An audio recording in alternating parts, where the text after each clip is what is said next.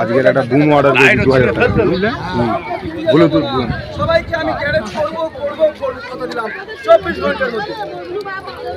আচ্ছা দেখা যাক, শুধু আপনাদের দায়িত্ব। আচ্ছা ঠিক আছে, তাহলে একটা ফোন আছে, ইস্তানা আদৌ দেন আজকে নেই যেখান থেকে শুধু একটা ভিডিও চাই।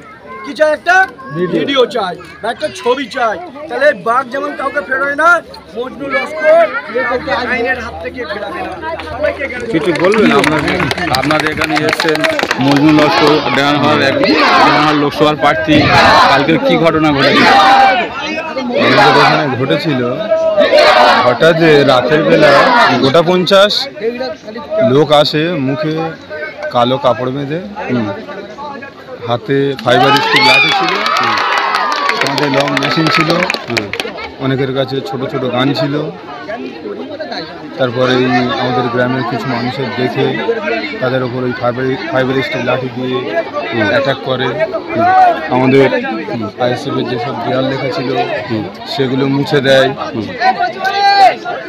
এগুলোই করেছে, কালকার সৃষ্টি করার চেষ্টা করছে। কাল কটার সময় এসেছিল? কাল তখন ঠিক বাজে রাত 10টার বেশি আর কি। কারণ মারধর করেছিল? দুজনের খুব মার মেরেছে, একজনের প্রায় শরীরে অনেক আঘাত হয়েছে। কতজন এসেছিল? প্রায় গোটা 50 জন। আর চেনা যায়নি? চেনা তো গিয়েছে।